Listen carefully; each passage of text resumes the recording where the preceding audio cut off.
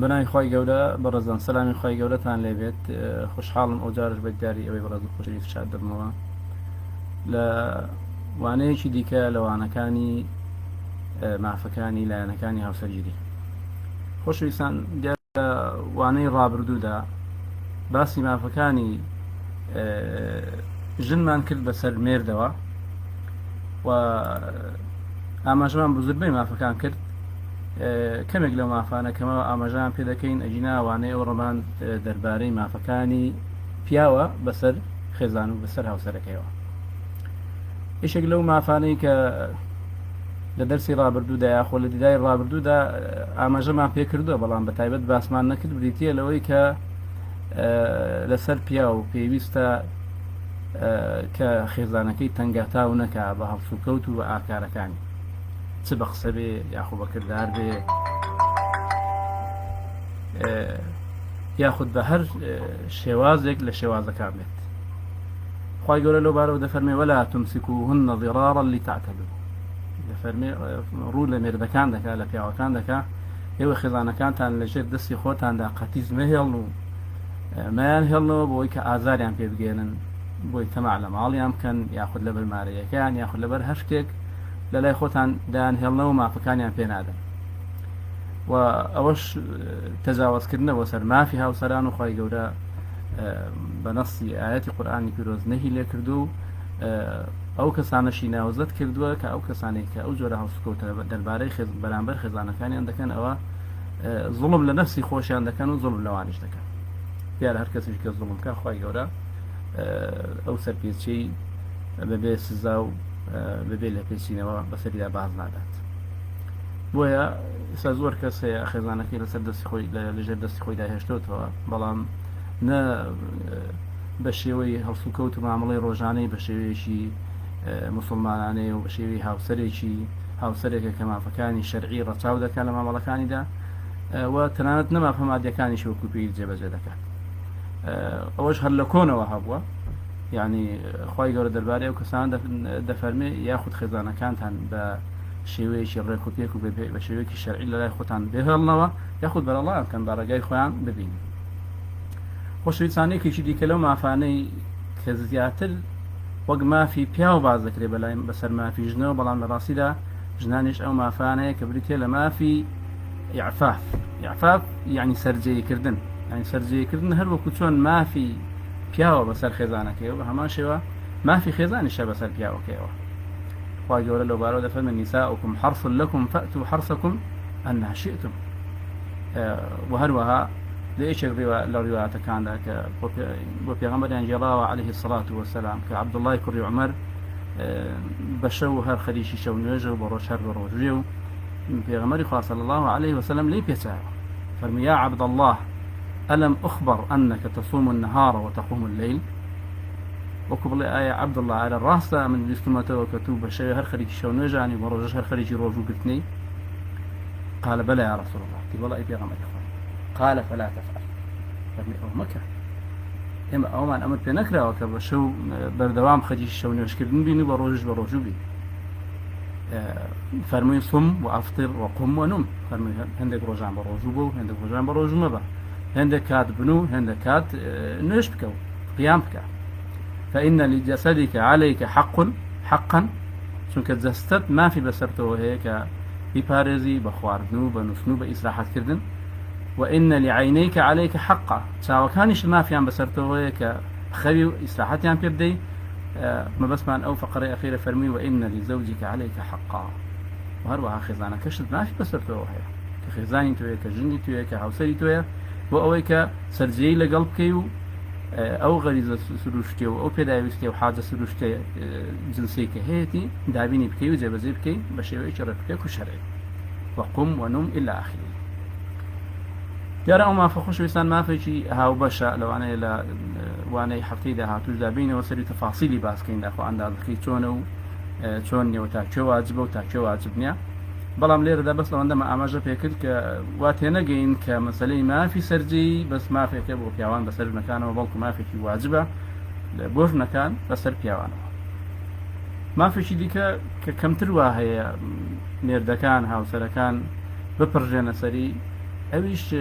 بریتیە لە فێرکردنی خێزانەکانیانە بە ئەموری شەرعی خۆشەویستە یعنی گەورایەتی و خێزانداری بەس بریتی نییە لە دابینکردنی نەفەقە و مارەی و بژێوی و مەسائلە مادیەکان بەڵکو شارەزاکردنی خێزانەکان و فێرکردنیان بە ئادابی ئیسلامی بە ئەحکامی ئیسلامی بە هەموو ئەو شتانەی کە پێویستە لە جێبەجێکردنی فەرمانە شەریعەکاندا پێویستیان پێیەتی بۆ لە ڕاستیدا ئەرکی پیاوەکانە بۆ تەمان لە حاڵەتێکدا ئەگەر پیاوەکان خوێندەوارتر بن و شارەزاتر بن لەسەریان واجبە هەموو ئەمرە شەرعانەی کە پێویستە خێزانەکان بیزانن فێری خێزانەکانیان بکەن و ئەگەر خۆشیان نەزانن دەبێت ئاسانکاری بۆ بکەن بۆ ئەوەی کە خێزانەکانیان فێر بن ینی هەر لە زووەوە ئافرەتە سەحابیەکان ڕزای لێبێ داوان لە پێغەمبەر کرد عەلەیهی سڵات وەسەلام کە لە ڕۆژێکیان بۆ دانێ بۆ ئەوەی کە شارەزا بن لە کاروباری ئاینەکەیان کەواتە ڕێوشێنی بۆ ئێمە داناوە کە وە فعلاً ڕۆژێکیشی بۆ دانا ڕێوشێنی بۆ ئێمە داناوە چۆن پیاوەکان زیاتر لە دەرەوەن و فێری ئەحکامە شەرعیەکان دەبن بە هەمان شێوە پێویستە ئافرەتەکانیشمان ئاسانکاریان بۆ بکەین لە هەموو زەمان و کاتێکدا بۆ ئەوەی کە فێری ئەو ئەحکامە شەرعیانە بن لە ڕۆژی ئەو ڕۆژدا خول و دەورات زۆرە لە مزگەوتەکان دەرس هەیە لە ڕێکخراوەکان دەرس هەیە زۆر خول دەکرێتەوە کتێب هەیە کەناڵی ئاسمانی هەیە زۆر شت هەیە دەتوانین لەو ڕێگاوە خێزانەکانمان و منداڵەکانمان شارەزا بکەین بەو ئەحکامە شەرعیانەی کە پێویستە فێری بن و لە کاروباری ڕۆژانە و لە عیبادەتەکانیاندا وە لە هۆر لە ئادابە شەرعیەکاندا پێویستە ڕەچاوی بکەن پێویستە ئەو شتەش پەرامۆش نەکرێت کەم پێم وایە زۆر کەس ئەو بابەتە هەر فەرامۆش دەکات و زیاتر ئەرکی خۆی لە دابینکردنی بژێوی و نەفەقە و بابەتە مادیەکاندا دەبینێتەوە بابەتێکی دیکەش کە کۆتا بابەتە لە مافەکانی ئافرەت باسی بکەین ئەوش بریتیە لە نواندنی عەدالەت لە بینی خێزانەکاندا لەمانەوەی شەو لەها لە نەفەقە و لە هەموو پێداویستەکانی ژیان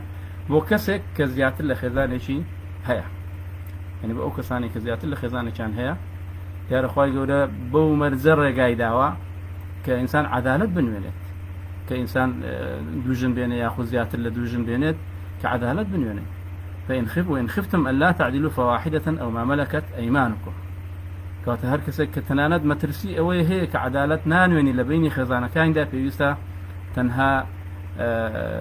هاوسەرگیری لەگەڵ یەک ئافرەت بکات و مافەکانی ئەو ئافرەتە دابین بکات ئەگەر وانە و دیارە پێغەمبەری خوا صلی الله عليه وسلم هەواڵی داوە هەواڵی ناخۆش خەبەری ناخۆش دەربارەی ئەو کەسانەی کە زیاتر لە ژنێکیان هەیە و بەڵام عەدالەت و دادگەری نانوێنێت لە نێوانیاندا لە دابینکردنی مافەکانیاندا بە پێچەوانەشەوە باسی پلە و پێگەی ئەو کەسانەی بەیان کردو بۆمان کە عەدالەت دەنوێنن چ لە نێوان خەزانەکانیاندا لایەن لە هەر کاربارێکدا کە دەکەوێتە ژێر دەستیان و بەڕێوەی دەبن یەکێک لەو دەخانە عەبدوڵای کوڕی عومەر ڕزای خوا لێ بمان دەگێڕێتەوە دەفەرمێ إن المقسطين عند الله على منابر من نور على يمين الرحمن وكلتا يديه يمين يعني فرمي دادگەران لە ڕاستی خوددان کە هەردوو دەستەکانی خوای گەورە ڕاستن لە ڕۆژی قیامەتدا چێن ئەوانە مقسطین الذين يعدلون في حكمهم وأهليهم وما ولوا يعني ئەو کەسانی کە دادگەرانە دەجوڵێنەوە لە حکمدانیاندا و لەگەڵ ماڵ و منداڵیاندا و لەگەڵ ئەو شتانەی کە دەکەوێتە ژێر دەستیان خۆشەویستان یەکێکی دیکە لەو شتانەی کە ئەرکە لەسەر پیا و دیسان بەرامبەر ژنەکەی بریتە لە پاراستنی خێزانەکەی شەرەفی خێزانەکەی ناموسی خێزانەکەی کەرامەتی خێزانەکەی لە چاوی خەڵکی لە تەماعی خەڵکی چاوچونۆک و خەڵکی خراپەکار و دەربا ئەوەش غیرەیەکە غیرەیەکی حەڵاڵە ئەگەر بێت و پیا و پێویستە ئەو غیرەیە ڕەچاو بکات بۆ ئەوەی کە ماڵ و منداڵ و کە ئەهل و خێزانی خۆی بپارێزێت و بیان پارێزێت لە هەموو شوێنێک کە شوێنی توهمەیە شوێنی ئەوەیە کە کەرامەت و سمعەیان دەڕوشێت و لە کەداریان دەکات لەو بارەوە پێغەمبەر صلی الله عليه وسلم حدیثێکدا کە ئەبوو هورەیرە دەگەڕێت دەفەرمێ إن الله يغار وإن المؤمن يغار يعني خوای گەورە غیرەی هەیە غیرە دەکات و ئینسانی ئیمانداری ڕاستەقینەش غیرە دەکات وغيرة الله أن يأتي العبد ما حرم عليه خدای خوش ئەوەیە کە هەرچی هەڵسوکەوت و ئاکار و ڕەفتاری خراپە حرامی کردووە لەسەر بەندەکانی و ابن مسعود رضي الله عنه لو بارو ودفرمي ما أحد أغير من الله ومن غيرته حرم الفواحش ما ظهر منها وما بطن و دیار دقی زۆرمان هەیە لەو بارەیەوە خۆشویستان ئێستا دێمە سەر باسکردنی کۆمەڵێک ماف لەو مافانەی کە پیاوەکان بەسەر ژنەکانیانەوە هەیەە واتە حەق الزەوجی عەلا زەوجەتی لەو وانانەی ڕابردوو زیاتر باسی ئەو مافانەمان کرد کە واجبن لەسەر شانی ژنان بۆ مێردەکانیان بەڵام ئایا عەفوەن ببوورن ئەو مافانەی کە لەسەر پیا واجبە بۆ خێزانەکانیان بەڵام ئایا ئەو مافانە چین کە لەسەر شانی ژنەکان واجبە بۆ هاوسەرەکانیان بۆ مێردەکانی ڕاست لەو ماوەیە تەماشای بەرنامەیەکم دەکرد لە ڕوودا و کە دەربارەی کێشە خێزانیەکان بوو لە مەحامەیەکیان پرسی دەربارەی مافی ژنان بەسەر پیاوانەوە پیاوان بەسەر ژنانەوە چی تەگوزەرێ لە دادگاکان و ئەنە قوتی وەڵا بە زۆری هەر ئافرەتەکانن دێن داوای نەفەقە دەکەن و داوای مارەی دەکەن و داوای کۆمەڵێک شت دەکەن زیاتر ئەوانە کە داوا بەرز دەکەنەوە بەڵام بێ ئاگالەوەی لە ڕاستیدا بەو شێوەیە نییە زۆر ئەرکی و ئەرک و واجبی دیکە هەیە لەسەر شانی ژنەکان کە پێویستە جێبەجێکەن بۆ پیاوانەکانیان وە دیارە بەختەوەری خێزانی بەناسینی ئەو مافانە و بە جێبەجێکردنی هەردوو تەرەفەکان بە ئەو مافانەی کە دەکەوێتە سەرشانیان دێتە دی خۆشببختی ڕوو لە ماڵەکانمان دەکات و لە ڕاستیدا مافی پیاوان زۆر گرنگن وە لە دەقەکانی شەریعەتدا ئیحتیمامێکی زیاد لە حەد و دیاریان پێدراوە بایەخێکی زۆریان پێدراوە دیارە خۆی گەورە دەربارەی هەردوو مافەکان دەفەرمێ وەلەهن مثل الذي عليهن بالمعروف کە باسی مافی هەردوو هاوسەرەکان دەکات دەفەرمێ لە سەرشانی ئافرەتەکانیش یاخود بۆ ئافرەتەکان هەیە لە ماف بۆ سەرشانی مێردەکان وەکو چۆن مێردەکان مافیان هەیە لە سەرشانی ئافرەتەکان بەڵام دەفەرمێ وەللریجال عليهن دەرەجە یعنی زیاتر وەکو بڵی مافەکانی پیاوی زیاتر دەرخست و گرنگی پێداوە وهر لو روشوا كخواي قول دفرمي الرجال قوامون على النساء وهروها هر لو روشة لقرين جهدان بما فكاني بيوان بس شاني أفريقاني عند فرمي أنس بما نجرته ولا بيغمره صلى الله عليه وسلم دفرمي لا يصلح لبشر أن يسجد لبشر دفرمي مروف ناكري سجد بو مروف بري فبنوش بو مروف بري ولو صلح لبشر أن يسجد لبشر لأمرت المرأة أن تسجد لزوجها يعني قال بنجابة مروف سجدي بمروف برباية أو فرمان بأفرتكان ذكر سجدان بمردكان يعني برباية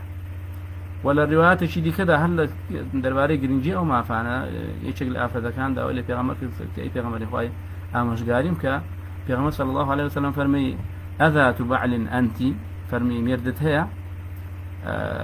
فلما أجابت يعني بايك أفرتك والله مردم هي فرمي انظري أين أنت منه بزانت حالي تولى قال حالي مردكت شونا فإنما هو جنتك ونارك يعني دنيا بهشتي تو دوزخي تو مردكتها يعني أجر هاتو أجر بيتو أو ما فاني كلا سر شانتا برك شويش الركوب ما فكاني خواي جورو ما فكاني مردي خود زيب كي أو بهشت بيتوا ببيتشوانشوا أجر خلال لو دوشتانا ده بيت أو معاذ الله تشيد وزغ دبي إن كانت تماشي أو دقانة وتندين دقي دي كذا كين كأكيد مجيبستي بونا لا باسكدني ما فكاني مرد وابا قرنجي وبايخة ولا دقاني شرعي على دقاني قرآني في رزم سنتي في غمر عليه الصلاة والسلام أو برسالة دروزة باشا بوتي لو دق شرعانة أو عندك قرنجي بما فكاني بياو درعا لا مسألة يسر جيدة لا مسألة يسمع طاعة لا مسألة زور شدة وكو كأورو باسي بشيشان كين براستي يعني أوهم لفرمودة كذا يعني والله مدراوة فرمودة كي أنس كذا باسي سجدة كذا فرمي وذلك من عظم حقه عليها لبروي ما في زور بسر نكوي لبروي ما في زور جنكي بسر بياوكه زي بزي عندك بويا أو درزي بيدراو أو بلوالا ما فكاني بياوش دراو وهروها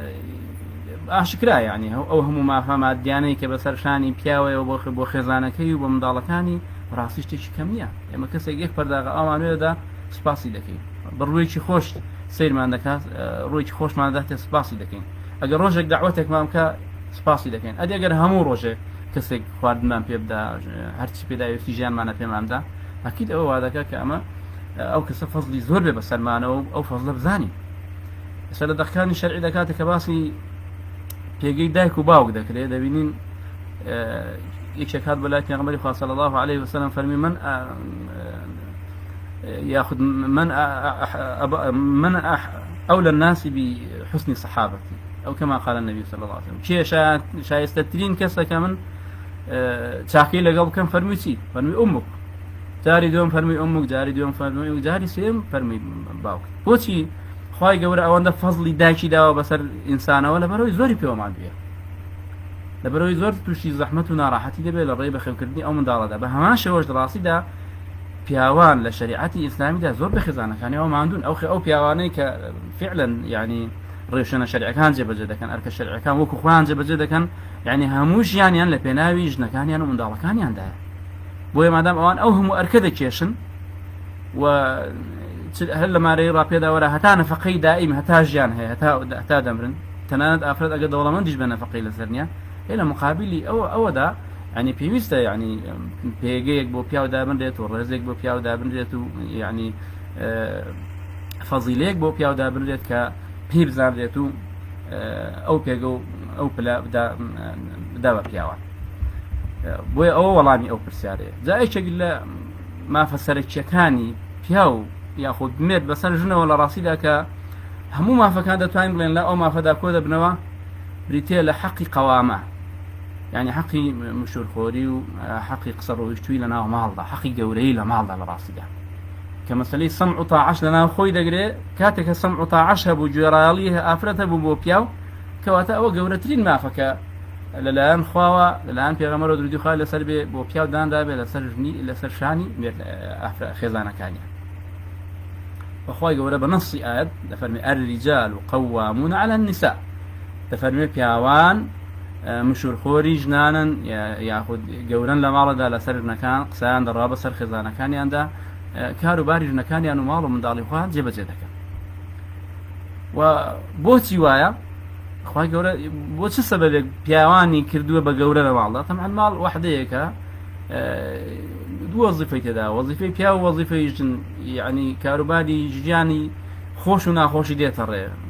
مشور خوارني لكاتي تنقاني لكاتي هرزاني لكاتي قدان دا ديتره بيوستي بكسي شي مشور خور هي لو مالا دا لسي حال بدرني ياخذ بي سر پرشتيار بي كو براسي كاروباري شتيش بسوكتريج لمال جيب جناسه دو كز بسن بو سفره كبيغمان صلى الله عليه وسلم فرمي اگر دو كز روشن بو سفره يكتام بغوره ياخذ سي كز روشن بو سفره يكتام كم بغوره دي او مالش كأو هم خوشي وناخوشي برپرسياريتي من دال وخيزان و خزان ديتا بيشي اكيد بيوسي بقوريه كواتا حالي كم قبلين قوري نبي كواتا او نابي يعني دبي بلين قوريه بي او قورش چي ياخد دبي افرد بي او كاتا ناكلي همو اركمادي كان لسر بياو بنوك افرد تيجي قوري بي ياخد دبي اركمادي كان بخير سرشاني افرد كأو كاتا براسي كارشي نشيا ونارا حد ببو افرد ولو أنا طبيعتي أفرد لصوز ولا شفقة ولا لو صفة تايبة يعني كهيتي جنجاوني ببوي كبتوانين يعني أو كشتب جينتا يعني ليواري أمانو بسلامتي بيرونه يعني وتاد بيقولين هردوشان جورب النشكر هردوشان جورب لما رجع لو كان فيهما آلهة إلا الله لفسدتا كواتا أود من أنت ود به بياو جورب ليلا كأخوي جورا لبر دوهوش بياوي كدوتا جورا ناقص عنده يعني خوي يقول النص كذا زور بروني بأشكراي فرميتي دفن بما فضل الله بعضهم على بعض بويك خوي يقول هندك توانا وطاقتي دا وهندك تان أي دوها وسلكان بس بياوي شينا كدوا هندك طاقت وقوتي دا وبهندك تان كبياوا وبما أنفقوا من أموالهم لبر أودوها أنا هريك وجنيا هر مسألة أولنيا كاب لبروي بياو نفقد دا تماري دا بويا جوري مالبي لبروي خوي جورا واي بياوي واخل قاندو أو شيء أو ترى بتواني جورياتي مالك بشيويشي قشتيه مثلا أو بشيويشي قشتي وايا أجينا خودك لخزاني وهذا هبيجنك تنقاتي بياوكا بتوانا تربيت هم لبيدا كرني بجيوي وهم لمشور خوارنيش لمالدا والله بشيويشي قشتي يعني بياوان شياوترن أو أركب قرنا أصلو ما في جورياتيان هبي لمالدا وما في مشور خوريان هبي لمالدا وما في أويان هبي كقسام بروان لمالدا كذا وخلق سمع طاعي ويهب نسخ خزانة كيتي أولادك كيتي كواتا أجر قديمان ببینین لخزانك دا آفرتك كار دكا وبياوك دانيش لماضي وكل هندك عشيرة ولا هندك قبائل وشتوا دا يبينين لكردستان ولا غير كردستان راسي دا خلاف عادته خلاف أصل ويا بياو أو أركب بينين نكجن بلكو جن تنانا دولة من بينا فقي خوي لسر نتزاي أو يكب بجي من فقي خوي من دالكاني بيداك كواتا أو ما فا مافی گەورایەتی لە ماڵدا، مافی بەقسێکردن لە ماڵدا، مافی سەمع و تاعە لە ماڵدا، ئەو مافە لە ڕاستیدا خوای گەورە بۆ پیاوی داناوە. بەس معنای ئەوە نییە ئەو پیاوە لە ماڵدا بێتە دیکتاتۆر، بێتە کەسێکی زاڵم، ئەو مافە بە شێوەیەکی ناڕاست و نادروست یاخو ناشەرعی بەکاربێنێ. چونکە خوای گەورە کاتێک کە باسی خێزان دەکا بۆ من سورة الروم فرمى من آياته أن خلق لكم من أنفسكم أزواجا لتسكنوا إليها وجعل بينكم مودة ورحمة. يعني لكاتك لك بياوي كردوتا صاحب قوامة لمالدا ومشرخون لمالدا فهما شيء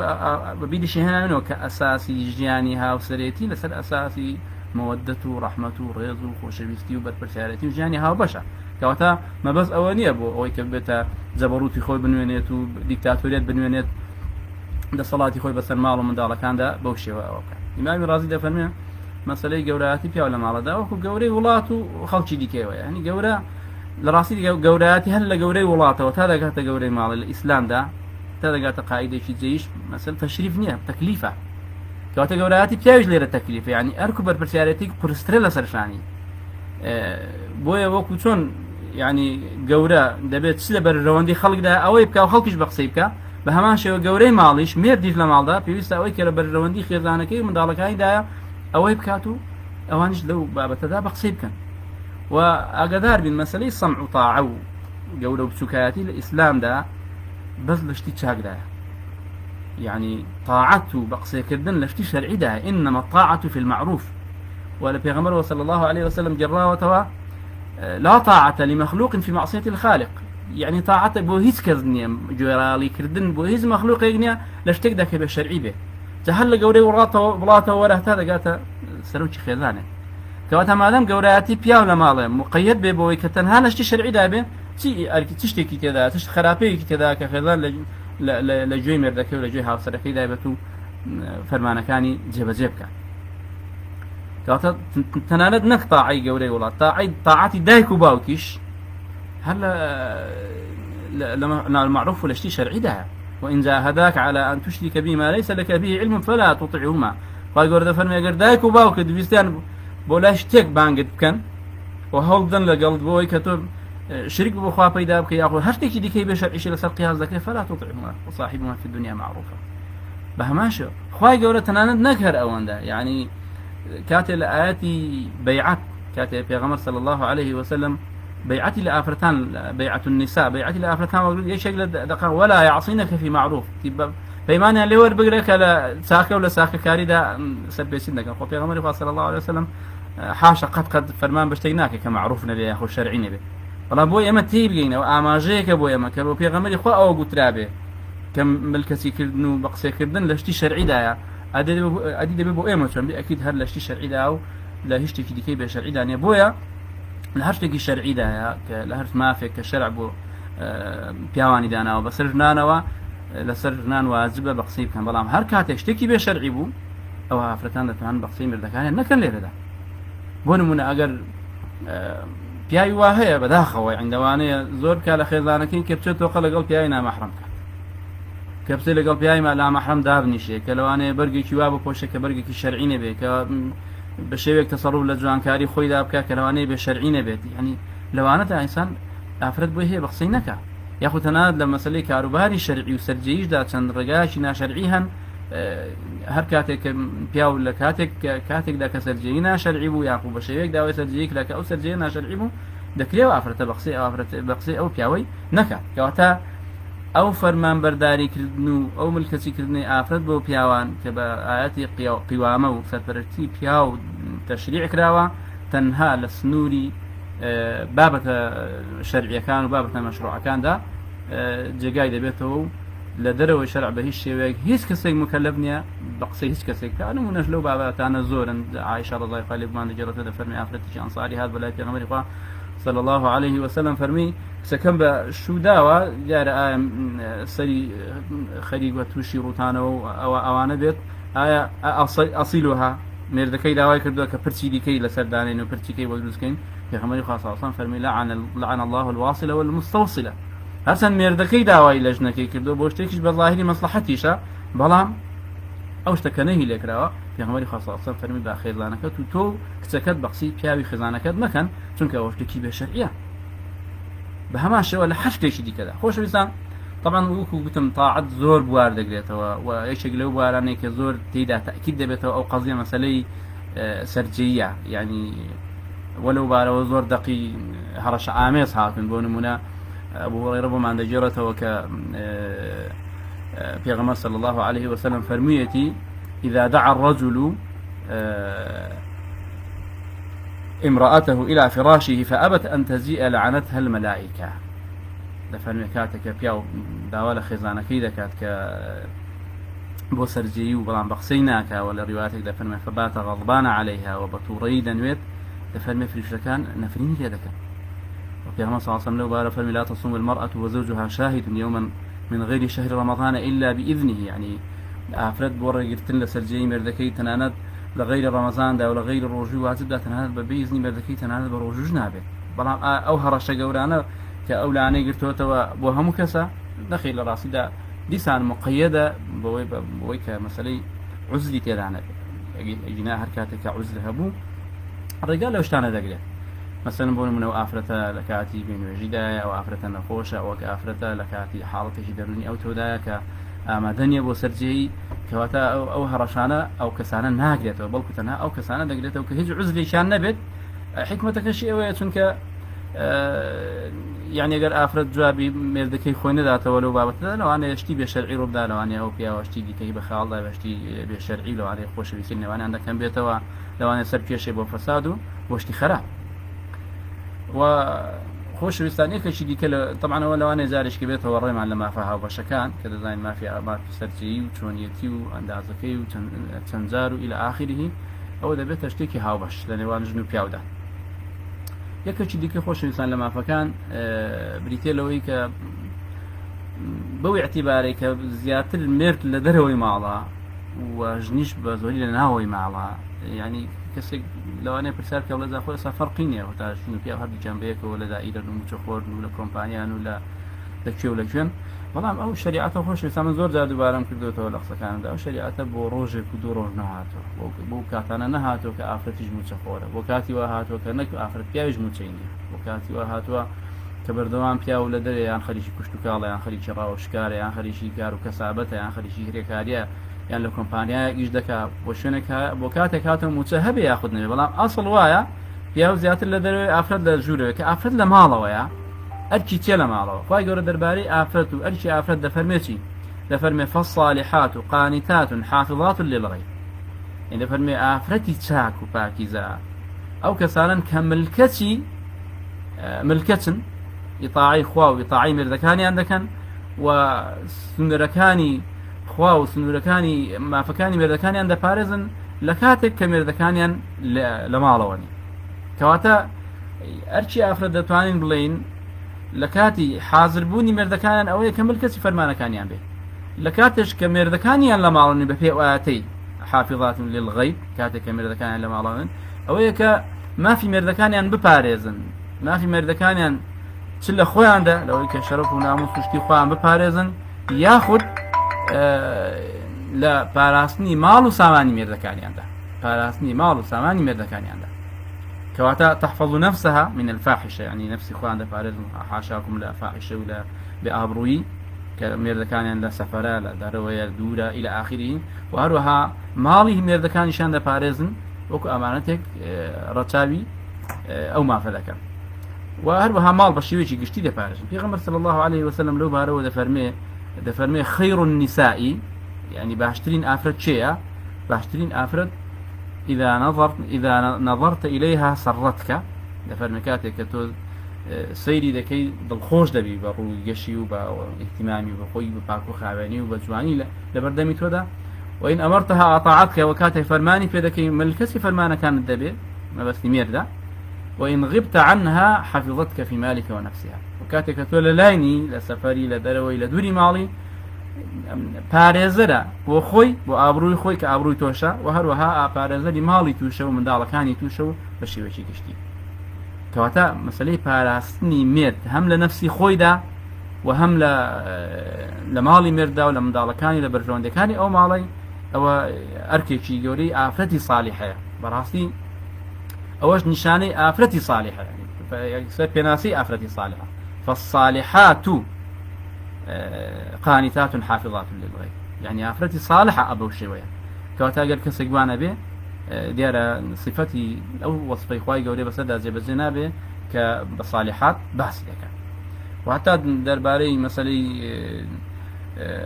بەڕێوەبردنی ماڵ و ئاگاداربوونی لە ماڵ و لە کەلوپەلی ناو ماڵ و لە پارە و لە هەرچی لە ماڵدا لە ئەرزاق و لە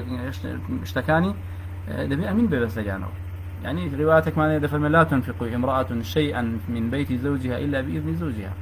دفرمي أفرتنا ناش بخشي لمالي مردكي إلا بإذن مردكي نبت ما قال لفتك ذاك إذني شعامي ورقلتو اشكيشي كمو هجارك ديار متشي ذا وبشيويشي قشتي أرشي بيايشو أفرتش بو حديث أبو معمون دكاتوا كلكم راع وكلكم مسؤول عن رعيته هذه شيء لإيوه برسيارة واللي بيسينيو لقلدك لو شتيك لجر دستي دايا وديارة والمرأة راعية في بيت زوجها أفرتيش چاودێرە و بەرپرسیارە لە ماڵی مێردەکەی و ومەسئولة عن رعيتها و پرسیاریشی لێ دەکرێت لە منداڵەکانی لە چۆنیان پەروەردە دەکات و لە ماڵەکەی چۆن ئاگاداری دەبێت. خۆشەویستان یەک دانەی دیکە لە مافەکان کە زۆر جێی مشتمڕە لە بینی زانایاندا و شتی جیاجێ لەسەر نووسراوە مەسەلەی ئەوەیە ئاخۆ خزمەتی ماڵ وەکو چێژ لێنان و وەکو خاوێنکردنەوەی ماڵ و وەکو گرنگیدان بە منداڵ و بە شۆرینی جلو بەرگ و بە حازرکردنی خواردن إلى آخره ئەوە زانایان لە کوتوبی فقیدا قسەی زۆریان لەسەر گوت و جیاوازی زۆر لە بینیاندا هەیە خو ئایا واجبە ئافرەت لەسەریان دەبێت ئەو پیاوە کەسێک مەیسەرکە بۆ خزمەتی ماڵ بەڵام ڕاستیدا هەرچەندە زۆر لە فوقەها دەڵێن خزمەتی ماڵ لەسەر ژن واجب نیە بەڵام لە ڕاستیدا ڕای بەهێز و ڕایەشی منطقی کە لەگەڵ ڕوحی خێزان و ڕوحی جێوی هاوسەرگیری بگونجێ ئەوەیە کە ئافرەت بەقەدەر توانای خۆی بە پێی عرف لەسەری واجب مادام لە ماڵەیە لەسەری واجبە کە خزمەتی ماڵ و مێردی خۆی بکات کە چێشلێنێ کە ماڵەکەی خەیان کاتەوە کە جلوبەرگ بشوە ئەو پێداویستانەی کە لەناو ماڵدان جێبەجێیان بکات کە ئەوەش ڕای و بۆ چوونی ئیمامی ئەبوو حەنیفە و کۆمەڵێک لە مالیشەکانە وآتش دبت دليل ولهن مثل الذي عليهن بالمعروف راس أفرد ما في هي بس المردكي وبلان بها ماشي ما فيش لسر شاني أفرد بو بياو كان هي لسر شاني مردكان يعني تسمع عقولة يعني بياو لباني راتا ولا بشت دلي متشخور يعني كاسب كاري عنده كان داره يعني أجني وراء هاتوا والله لسر مني تشجلنا متشتي كحاضر بينا لدروا أخواتني كحاضر بينا نالم بهرني هنا بلان أقول بشيء شيء دائم وايل هاد والله لسر من واجبني أتولى سرت له دروا أخوان بنفقة لسر فيه برحسي واشتي معقولني هو لقل جان ولقل كشو هواي خزانة شي بختبر وبرسالتها وبشو هاو جنين هاتوا بو واش كتماشاي مالي نبوتكين بيت النبوة مالي بيغمر صلى الله عليه وسلم عائشة رضي الله عنها بدا فرمي كنت أغسل الجنابة عن سبيل النبي صلى الله عليه وسلم فرمي برقة كاني بيغمر صلى الله عليه وسلم فهكذا كاتو كذا رويشت بونوجكي أو ليد شراه مالك تي بيغمر عليه الصلاة والسلام شكوان كذب ولا بيغمر فاطمة كزور ما عنده قضى على ابنته فاطمة بخدمة البيت يعني فرماني كركب فاطمة دبل ماله وخزمت كاتو علي بن أبي طالب خارج البيت أو كلا دروية أو بيكا طبعا بو معلومات زاران خيزاني زاران آفرتي زاران هم لماله وخزمتي ذاك هم لدروية لبارك اشتكالوا بخيو كدني مروا مالات وداولوا أنا خزمتي ذاك بلام على الأقل أو كلا ماله دبي بيتا كي سرشاني آفرت أجر نخوش نبي أجر بيتا أخذ نبي أجر لتوع ضعيف نبي أجر مثلا لا أوجد لدوا كاري نبي طبعا أو شيء ثاني لقلا وعلي دجرته ورزا خوالي قال عن فاطمة إنها جرت بالرحى حتى أثر في يدها وسقت بالقربة حتى أثر في نحرها باسي أو كارو بيشانا ذاك كتون همو شنواري دروس كدولا سر جستي فاطمة أو كتنازلي في غمر عليه الصلاة والسلام كماندوب وكشنواري كار لسر دستكاني ولسر ملي ولسر جستي دروس بوا أو عندما ماندوب ولا كار كردن وداوي لبي غمر كدو عليه الصلاة والسلام كخادمي كي بو بيدا كات كبيستي كهند خادم مشد بيدا و بلان بيغمبري خواه صلى الله عليه وسلم خادمي وبيانا كردوا ويقر أقر إيشي مالا لسر بياو بايا لبو خادمي بيدا كرد بدا بو خادمكي هنا با بيغمبري خواه صلى الله عليه وسلم يعني بعلي قد با خادمي كي بو بينا بلان ديارة وكو عرف بيغمبري خواه صلى الله عليه وسلم وايد هنا وكافرد لمعلا وخدمتي مالو ميردي خوي بكات ونكهر فاطمة زربي آفرت صحابية كولا كان وآفرت صحابية بوي من أسماء كتي أبو بكر قالت تزوجني الزبير بن العوام وما له في الأرض مال ولا مملوك ولا شيء غير ناضح وغير فرسه. أسمى باس حالي خوي دكا كميردي بزبير كردو أو بيا وقورة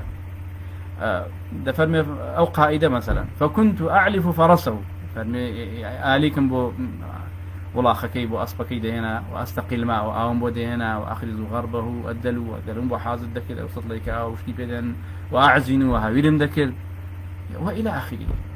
جابر بهمان شوى جاري كان پیغمبر صلى الله عليه وسلم برسالي لك قلتي جنت هناوة قلتي بالله يا پیغمبر خواهي جنم هناوة فرمي هل بكرا أم ثيبا كتت هناوة ياخد جنت هناوة يعني بيو جنت هناوة كبيشتري ميردي مرد بياخد طلاق دابي قلت بل ثيبا ثم أي پیغمبر خواهي بلكو بيو جنك هناوة قال فهل جارية تلاعبها وتلاعبك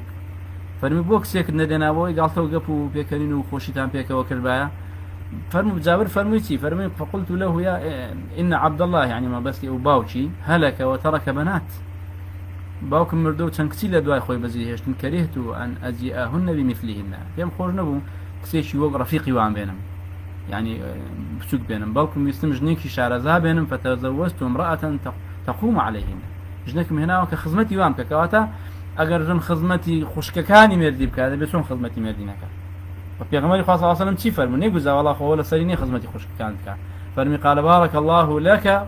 او خيرا فرمي خوي قرو مبارك كان ادم او ما بسته هو كارشي باشت كردوا وش يستان جاره وقت كمان برو كوتاي دشت يجمع في دي كلمه فكان باز دكينو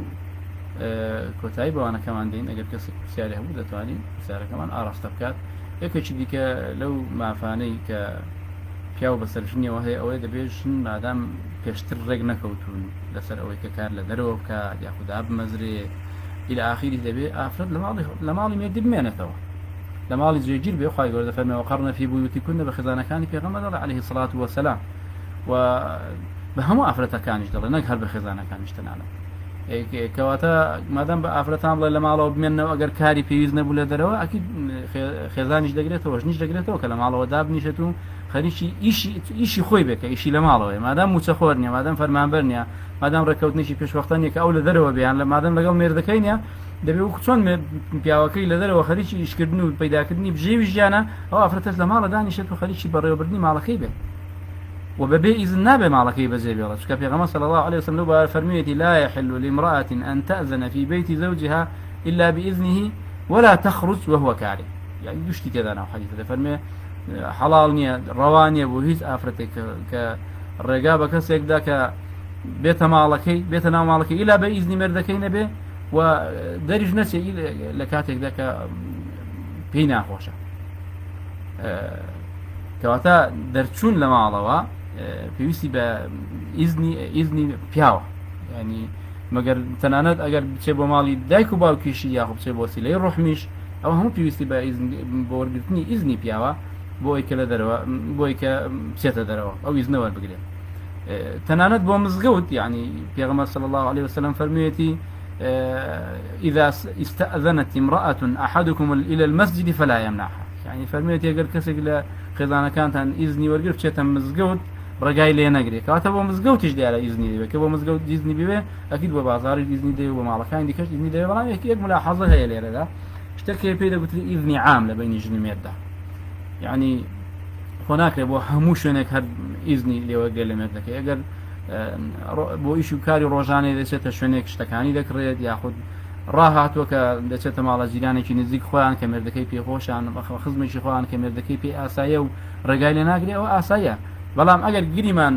وا هەست بکە کە مێردەکەی پێی خۆش نەبچێتە شوێنێک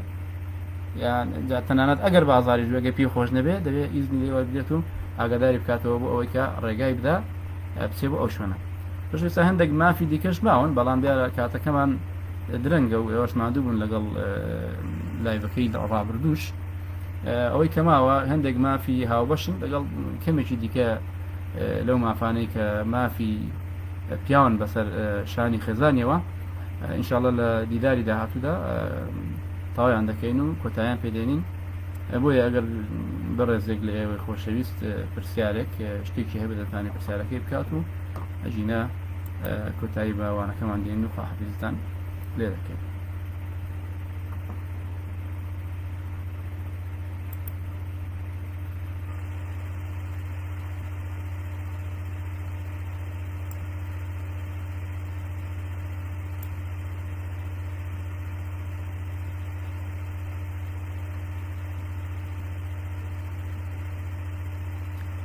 ئەگەر پرسیارەکانیش هەڵدەگرن بۆ جاری داهاتوومان هەر دەبێت دەربارەی مافەکانی پیا و بەسەرفرانی خێزانەکەیەوە.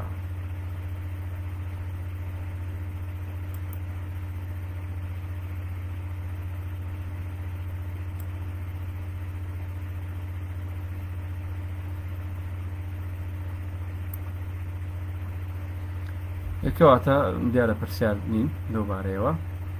بۆیە لێرەدا کۆتایی بە ئەوانەکەمان دێن و بەخوای گەورەتان دەسپێرین. وەسەلام عەلەیکم وەڕەحمەتوڵڵاهی وبەرەکاتوه. خواتان لەگەڵ خواحافیزتان بێت.